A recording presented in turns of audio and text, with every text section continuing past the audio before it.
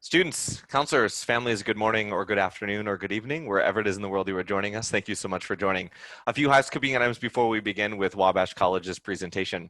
First and foremost, you're encouraged to ask questions throughout this session. You can see the Q&A button on the bottom of your screen. When you submit a question, it gets sent to all of our panelists and they'll work to answer the question during the session and at the conclusion of the session as well. A reminder, your camera and your microphone are turned off so the panelists cannot see or hear you. So if you have any questions, make sure to type them in through that Q&A. This is one of 50 panel presentations and individual sessions run by the colleges that change lives. We encourage you to check out the CTCL programming as well as recordings from the past 2 days at strivescan.com/virtual/CTCL. And finally, when you signed up today, you received a barcode. You do not need that barcode for this virtual program. And with that, I'm going to hand it over to my panelists from Wabash College. Well, thank you, Zach. I really appreciate the introduction. I figure we'll just go through a couple quick introductions. My name is Matt Bowers. I'm Associate Director of Admissions at Wabash College. I've been with the college now for 8 years, or going into my 8th year. And I'm very excited to get the chance to speak with you, albeit virtually, as many of the CTCL schools that you may be looking at are very in-person directed. We like to build those relationships. But I'll also ask my colleague Caitlin to introduce herself. Hi, I'm Caitlin Ebbinghaus. I'm one of our Senior Assistant Directors of Admission at Wabash, and I'll be joining Matt today to tell you a little bit more about the college. So like Zach said, please feel free to drop in any questions that you may have into the Q&A section, just so that we can address those as we move along. But we are mindful of your time and want to make sure that we get started right away. So Wabash College is one of the CTCL schools. The mission at Wabash in a nutshell is learn more, earn more, lead more, and play more. We'll go through these presentation slides to give you a better idea of what that really looks like and give you a better understanding, hopefully, of what Wabash really is all about. So when I talk about learning more, so why choose the liberal arts? Why specifically Wabash College? The liberal arts is something that we feel very strongly about. It gives us an opportunity to focus really on the individual undergraduate student. So you're always going to have a full professor in the classroom. You're never going to have a TA or graduate assistant. And you're also going to be in small classroom sizes. That's not going to be that much different than a lot of other schools you may be looking at. However, Wabash has some of the best outcomes that you're going to see through your time looking at CTCL schools, as well as having some very unique offerings, including being a men's college and also only utilizing one rule to govern the student body.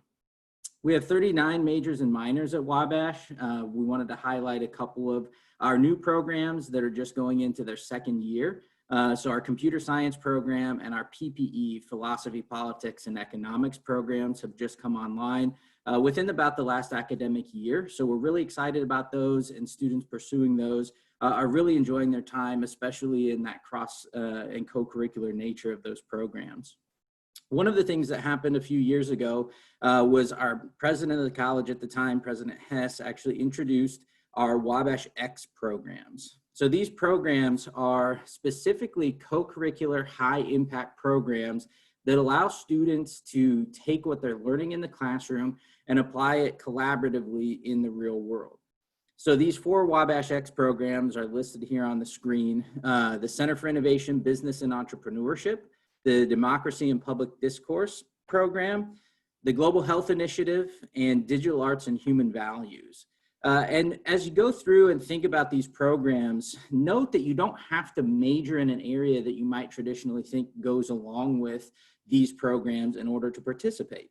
The Center for Innovation, Business and Entrepreneurship is a really big high interest category for a lot of the students looking at Wabash. Business tends to be one of those areas that a lot of students come to Wabash to pursue. Probably has to do with the fact that 1 out of every 10 of our grads is a president, CEO, owner, or chairman of their respective companies. The Center for Innovation, Business and Entrepreneurship takes our business-focused students and gives them the opportunity to work collaboratively with our Director of Career Services, faculty members, other students, as well as alumni of the college. It is a direct admit program, so it is limited to the first 20 incoming students that are admitted to the program and who accept their offer. So it is highly competitive. It is one of those things that if you have more questions, we can certainly connect you with the director of the program. But some of the things that you're going to get in this program are going to include guaranteed internship experiences over the summer. You're going to get opportunities to get certifications in lean training if you're interested, Amazon Web Service, and a host of other highly sought after training programs. One of the great things is that you're getting all of these things at no additional cost to you. So this program is not going to cost you any extra, but you're realistically over the course of 4 years getting about $30,000 worth of training for free as a part of this program. The Democracy and Public Discourse program is really designed to start meaningful conversations about really tough topics. So as you've probably seen in the news over the last several years, there's a lot of tumultuous activity going on, whether it's politics, whether it's the pandemic, whether it's race relations or anything in that whole spectrum. And I think what this program focuses on is really sitting down and creating discourse amongst interested parties so that they can work together and move forward.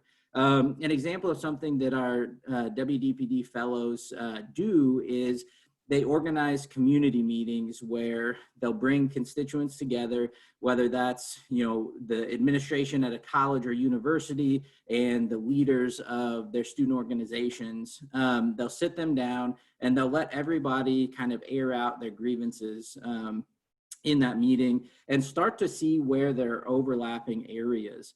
And from those overlapping areas, then move forward with a plan to actually find a solution, to actually work towards making the environment better, rather than just blaming one side or the other, or just constantly fighting and talking. And I think it really speaks highly of this group of young men to see just some of the things that they've done, whether it was talking about race and women's rights on campus with just our students and our student body, but also being asked to travel across the country to the East Coast to another university to actually do a similar type of training and workshopping with another university and their administration and student body. The Global Health Initiative, in and of itself, is about global health. It's a very liberal arts focused approach to how we tackle the problem of global health. We have partnerships with 2 universities in Peru in South America. Our Global Health Initiative is really designed to look at the economic, political, the health-related reasons for global health issues. The students that participate in this program often will be a part of the Global Health Initiative class, which has an immersion component. These students actually get the chance to travel to Peru and South America, again, for free, and get the chance to actually go into villages, talk with people at the universities, and start to understand what it really means to approach global health. And one of the cool things about this program is returning to the States, you see the way that these young men change the way that they're thinking. A lot of them still pursue med school, but a lot of them really move into public policy or working locally in Crawfordsville with the free clinic. Actually, students and faculty at the college helped start the free medical clinic in the city of Crawfordsville, which is where Wabash is located. And lastly, digital arts and human values is really about exploring the growth and the way that technology has just become ubiquitous in our society. You see technology and digital marketing and digital arts every day, whether that's ads on your cell phone or TV commercials. And it's about tying the way that we kind of take in technology and the way that we interact with technology and folding in what our human values are. So how can we use technology to explore our humanity, whether that's similarities or differences, whether that's arts, whether that's politics, and how do we use those mediums to do so? One of the program directors does a lot of work with video games and has been a part of video game conferences and judging for indie games and things like that. And lastly, you'll see immersion learning is something that Wabash has been doing for a long time. You may hear of colleges talk about their study abroad programs, immersion learning, and that being a new thing for them. Wabash has been doing this for over a decade, and we do it really well. over 150 students typically per year get the opportunity to take an immersion course and actually spend 7 to 10 days, often overseas, studying in the United Kingdom, in China, in Cuba, in Ireland, and lots of different places where these classes of 15 students are with a full-fledged faculty member, actually 2 of them. They're traveling around and they're learning in the places where the things that they're talking about have taken place or are taking place. It really gives you an opportunity to have a story and to really learn about yourself, your classmates, the material itself, and then weave all of those things into a really strong essay or into a really great interview as you start to reach that level of doing interviews for grad school or professional school or jobs and job placement and things like that. So I think it's really important. Those immersion programs, we have very generous alums. We received an endowed gift that will actually allow every single student on campus the opportunity to do at least one of those trips for free. And I think that is something that is uniquely Wabash and really shows the commitment that not only our college, but also our alumni body have to the education of our undergraduate young men.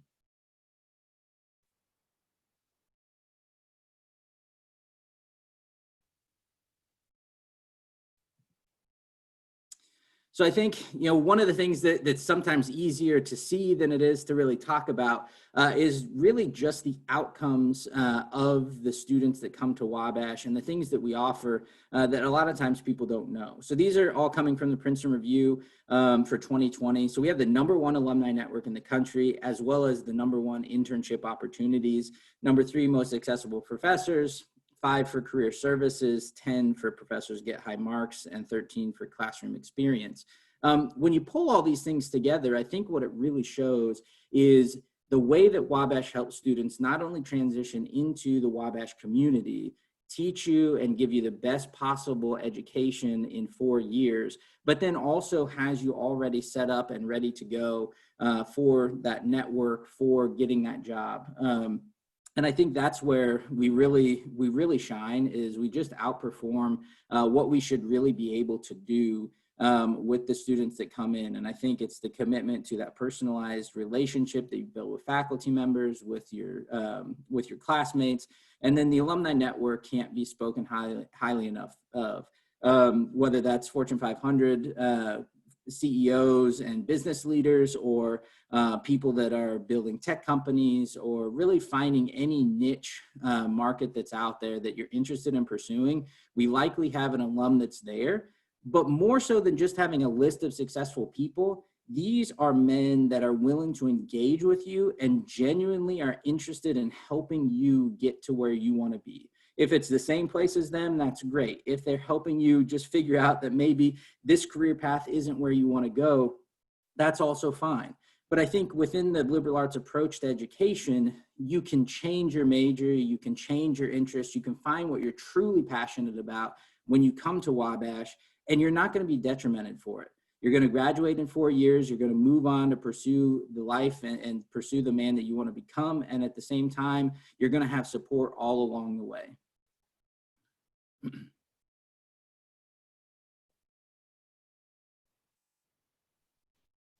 Thanks, Matt. I'll take over. So also at Wabash, our students go on to earn more. And I want to talk a little bit about how we do that. Matt kind of touched on that in learning more, but I want to show you how it comes to fruition when you leave Wabash. So some of the things that we offer our students with internships, career services, and just that preparation for when you leave the college. One thing I always tell students as you're going through your college search and you're starting to look at some of the more granular things that are going to help you make those differentiations between the schools that you're looking at, you're going to see a lot of schools might offer small class sizes and, accessible professors. But how does all of that lead to life after 4 years? How is that college going to continue serving you beyond the walls of the campus? So I want to talk about some of the opportunities our students get while they're there, but then when they leave, how they go on to earn and do well within their careers. So Internships. Internships are very important. Matt mentioned that we have the #1 internships in the country according to the Princeton Review. 87% of our students secured a summer internship last year. And actually during a pandemic this summer, we had 88% of our students have a summer internship. So to me, that's pretty incredible to think that we're still able to afford our students these opportunities, even in a climate that is not friendly even to adults that are looking for employment. While we don't have current statistics for the class of 2020 because we haven't reached 6 months from their graduation date, we can tell you that last year at 6 months out, 99% of the graduating class from 2019 had secured their first destination post-college within 6 months. And let me explain to you a little bit more about what that means. So first destination could be graduate school, it could be a fellowship, or it could be a job. So this is saying that of the students who graduated, 99% of them have reached that by 6 months out. The national average is 64%, to give you some comparison. Something else that we find really incredible is that over the first 20 years of your career, Wabash men tend to out-earn their peers by over $350,000. With a median mid-career salary of $137,800. To put that into perspective, Wabash ranks in the top 3 in the Midwest for highest earning alumni and in the top 40 nationwide. So again, that gives you some sense of the success of our graduates based on the experiences that they have at Wabash inside and outside of the classroom, as well as that #1 alumni network. For those of you who are considering medical school or law school, Wabash should absolutely remain on your list and should be near the top. So we have 88% acceptance rate into law school, first choice, and then also with medical school, we're at 94%. So definitely things to consider if that's a path for you. Make that comparison with some of the other schools you're looking at. Ask those tough questions with the counselors that you're working with along the way. So some of the places that our students are able to get internships, fellowships, go on to graduate school, or even get employment are some really recognizable companies. Nationally, especially here locally, in the Indianapolis area, some of these you might recognize: Google, the Smithsonian. Some of our students go on to get fellowships at places like the Fulbright Fellowship or Orr Fellowship. So again, really recognizable internships so that when you go on to apply for employment, you feel well prepared. You've worked for the best. You've had internship experiences with the best.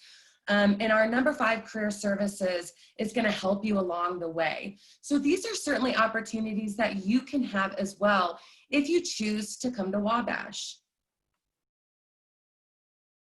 I'm going to pass it back over to Matt. Matt, did you have anything to add? If you do, please feel welcome to do that. Otherwise, you can head on to the next area.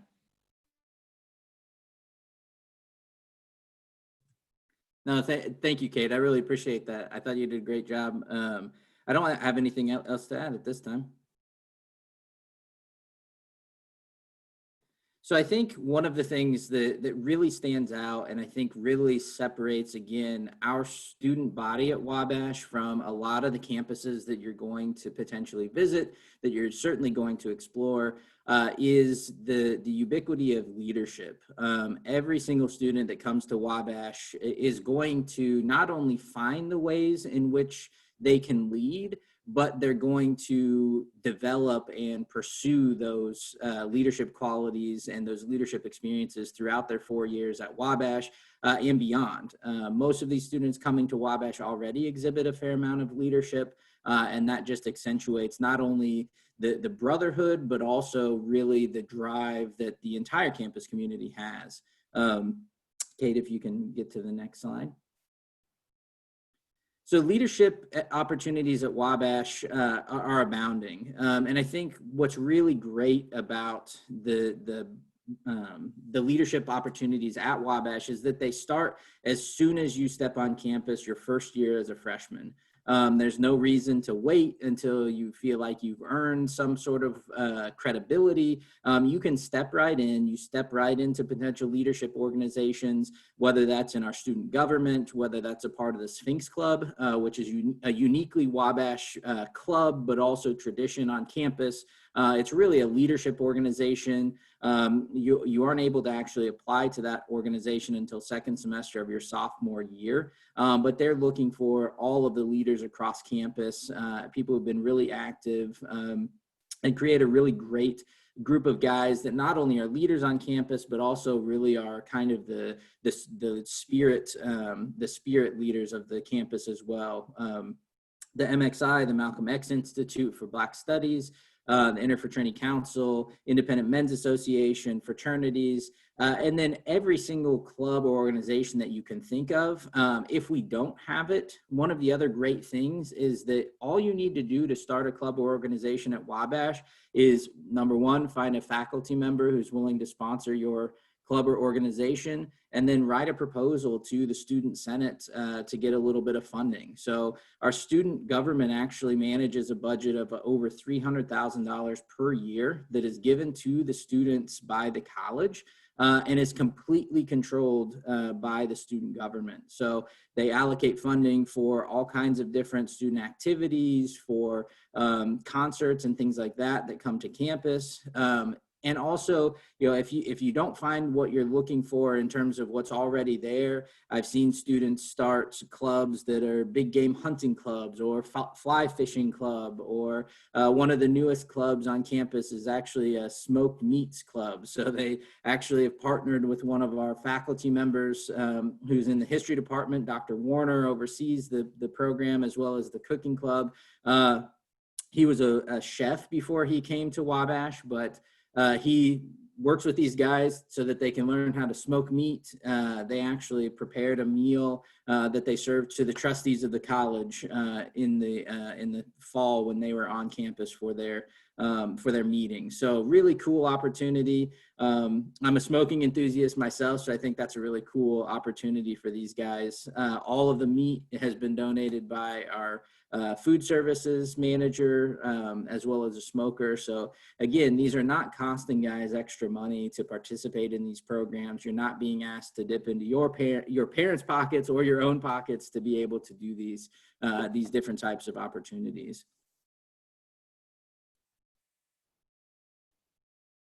Awesome. So, Thanks, Matt. Yeah, go ahead, Kate. So we know that Wabash men work hard. They're involved on campus. They're studying, they're traveling, they're involved in these incredible learning programs on campus, but they also know how to have fun. So we like to say that Wabash students also play more. I always tell our students, if you say there's nothing to do on campus, you're making a personal choice not to get involved, not to have a good time, because there really is no shortage of things to do that are fun. So one of the things our students do for fun is athletics. So Wabash is an NCAA Division III institution. We have 12 varsity sports, and just this year, we have our inaugural year for volleyball, men's volleyball. So that's exciting, and we're looking forward to that. They also perform at a high level. One thing I always tell students who are considering Division III athletics is that the term student athlete is truly realized in Division III. You are a student first, and that is supported by coaches, it's supported by staff and faculty, and then you're an athlete second. But the incredible part is that our athletic programs are really strong and competitive. So you're playing at a high level athletically, but you're gonna be on a team of guys who are also academically very strong as well. Wabash has about 50-50 student athlete, non-student athlete ratio. And you can bet that while the 50% of the athletes are performing, the other 50% are gonna be in the stands cheering you on. Some other things that our students like to do for fun, I would bet if you ask our students the most fun they have on our campus, it's probably our traditions. So Wabash has a rich history of culture that is centered around traditions. You'll hear traditions such as chapel sing, the senior bench, a lot of homecoming traditions in general.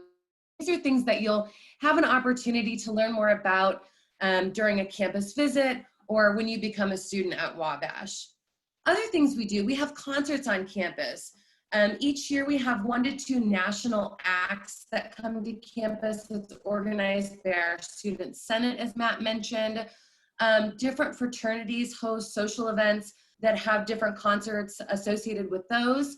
A big thing for our students, especially athletes and non-athletes, love intramurals. So if you're thinking, well, I don't really want to be a varsity athlete, but I still love to play, you know, Frisbee golf or spike ball, anything like that, definitely want to get involved in intramurals. It's really competitive and a lot of fun. Matt's already given you a lot of great information about clubs and organizations. That's another way our students get involved on campus. Fraternities, we have 10 national fraternities on our campus. So a lot of opportunity within each of those fraternities for leadership, social events, and different philanthropic opportunities as well. And then we have an incredible residence life with our Independent Men's Association. They host things like wing night. So maybe on Sunday night football or Monday night football, you'll get an invitation to come over to one of the residence halls and hang out, watch football, and eat Buffalo Wild Wings. So our men do a really great job of organizing social events on campus for you to be involved in. And what I love even more about these things is that they're very inclusive. You're not going to find that if you're an independent man, that you're not invited to hang out at fraternities or vice versa. It's very much an environment where everyone is hanging out with everyone and sharing a common interest and common experience by being at Wabash together. I'll hand it back to you, Matt. Thanks, Caitlin. Yeah, I think that Caitlin really hit the nail on the head. I think if there's anything that Wabash can be best known for and that we are known for, it really is the brotherhood of students on campus. So we'd be remiss if we didn't talk a little bit about admissions and financial aid and some of the important dates to remember as you go through the process this year. We understand that it's not going to be the normal college search process for you seniors, and certainly for any students that are just getting into the process as sophomores or juniors. Things look really different right now due to the pandemic. So please continue to keep admissions folks in your emails, in your text messages. We're happy to respond and help you out as you move through the process. No question is a bad question, except the one that you don't ask, right? So I'm sure you've heard that millions of times, but important dates to remember. So our application is live now, so you can apply to Wabash either through the common application or through the Wabash application itself on our website.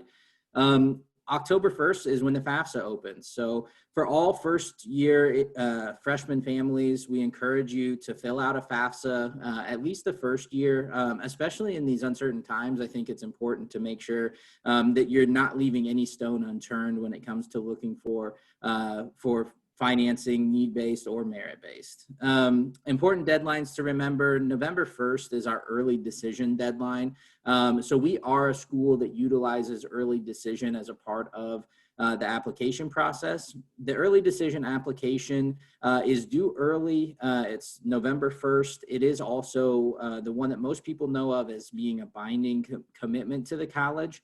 But it does also come with its own benefits. I think early decision is really what our students who know that Wabash is the right place for them, they choose Wabash because it's the #1 place that they want to go, regardless really of anything else. So early decision is actually going to be something that you're going to get the opportunity not only to get a financial aid notification earlier, so that actually comes out with your admissions decision. But also this year, we're really excited to be able to offer a partnership program that's a loan repayment assistance program where we partner with our DAO. So what that means is really it's the best way for us to kind of guarantee that we believe in the success of our students and the education that Wabash provides. So what LRAP does is it actually gives you the opportunity that if you graduate from Wabash and you have loans, when you start a job, if you make less than $50,000 a year annually, Wabash in their partnership with our DAO will actually help offset some of the costs of those loans. So we'll actually help you pay back some of the loans that you may have taken out. So it is on a graduated scale, and there is additional information on our website that you can look at. But that's a great opportunity for you to go into this process understanding that if you do have to take a few loans out for this education that's well worth it, you're going to have the opportunity to have that backed up down the line. December 1st is our early action deadline. So a lot of our students apply early action. It gives you the opportunity to get in, be a part of our first reads, and then also typically hear your admissions decision before the end of the year, which is great. So it's usually a good Christmas present. It does mean with early action that you'll wait until the early spring before we send out any financial aid notifications as a part of that, with the exception of our merit-based scholarships, which will actually be included with your admission letter should you be admitted to the college. Regular decision is January 15th, and then May 1st, obviously, for the National Decision Day. The merit scholarships that Wabash offers are quite numerous. I think the biggest thing is really to check out our website and see our merit scholarship grid. So for students who apply to the college and do submit test scores, they can actually utilize our merit scholarship grid. So based on weighted GPA and superscored test scores, you can find out roughly where you're going to fall in terms of merit scholarships that will show up in your admission letter that are renewable for all 4 years at Wabash. Students that decide to apply to Wabash test optionally will not be detrimented in the merit scholarship process. They will still be reviewed for merit scholarships if they're admitted to the college. However, without test scores, we can't use the grid. So our senior leadership will actually take a look at the student's overall application and make a determination on the merit scholarship that a test optional student would receive as a part of their admissions letter. So that's kind of how the merit scholarships work. We are really excited, again, to be continuing to offer our Wabash College Lily Award. So we award 3 of these each year. These are really, really competitive. Part of the reason for that is that they're full rides. So you're going to get tuition, room and board, books and fees, and a little stipend for books and fees. So you do have to apply separately for that program. You have to meet one of 3 criteria this year. There's a test score of 1160 on the SAT. You need to have a 3.5 or higher cumulative GPA, or be in the top 10% of your graduating class. So one of those 3, go ahead and you can submit that application right after you submit your application to Wabash. In addition, we have a wide variety of other scholarships and grants and things that we work with the federal government to award to students. So you will get everything in a complete financial aid notification working through our financial aid office.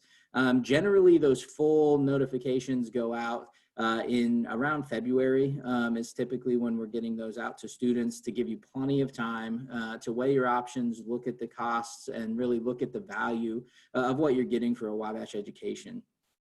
For application requirements, we do have a few extra things that we like to see as we move through the process. So obviously you have to submit your application. We do need to see an official transcript from your high school. Official test scores, again, that's optional this year.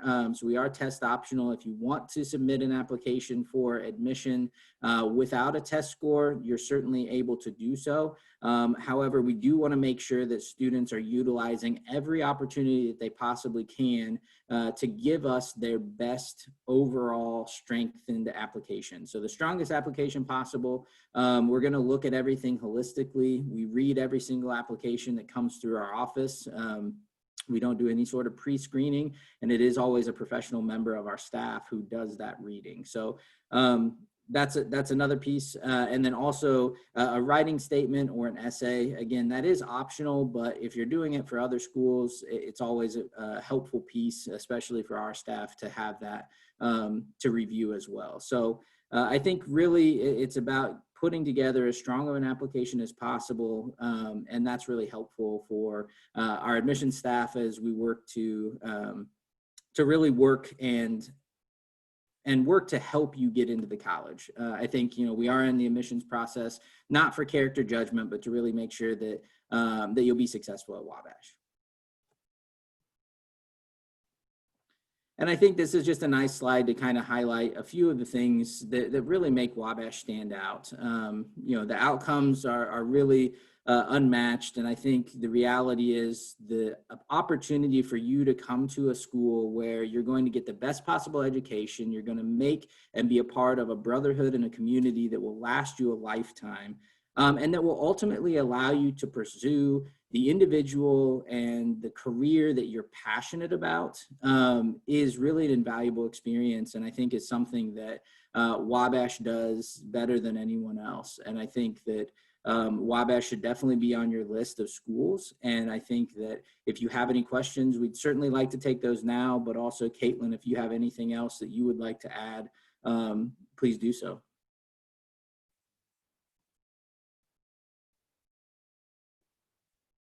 No, I think you covered it all, Matt. As Matt said, we would like to open it up to you guys to ask any questions that Matt and I have not covered during our time together. And should you have questions following today's session, we certainly welcome you to contact us directly as well.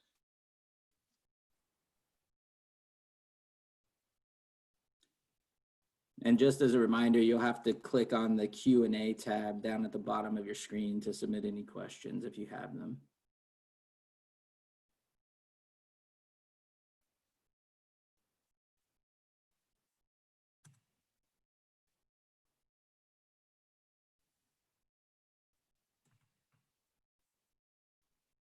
Well, it looks like we don't have any questions coming in. We just wanted to give you guys a few extra seconds to submit any that you might have had. Oh, it looks like we have one.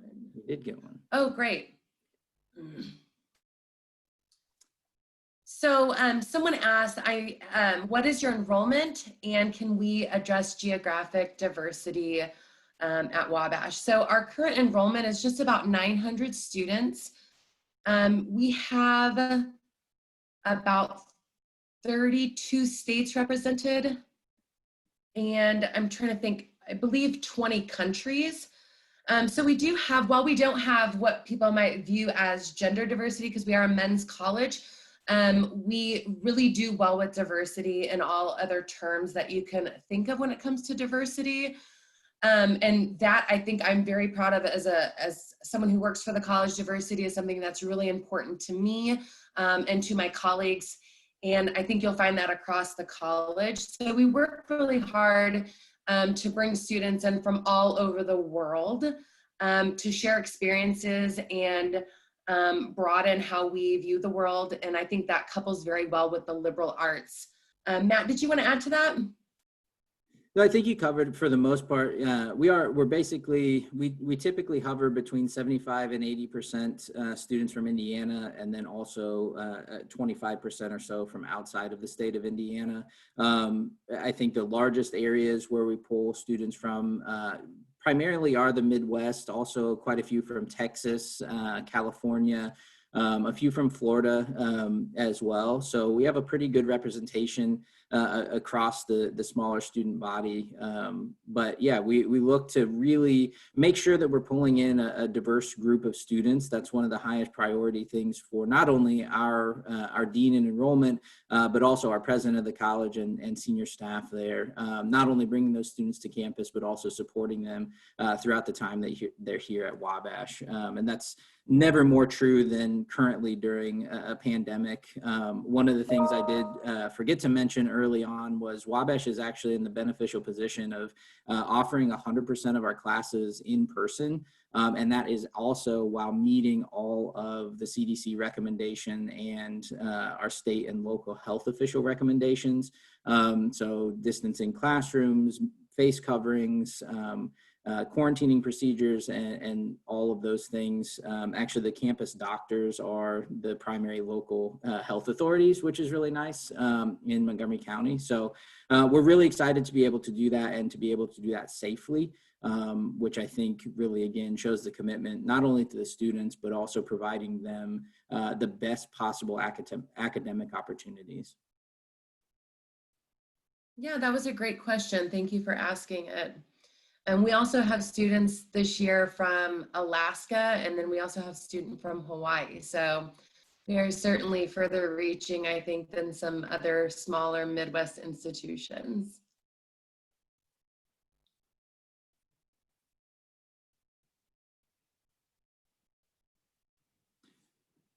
Well, I want to thank you guys for your time. I know this is not the traditional way of doing the college search process, but please let us continue to be a part of that conversation. And should you need anything from us, don't hesitate to contact us. So we'll turn it back over to Zach, and thank you and have a great rest of your day.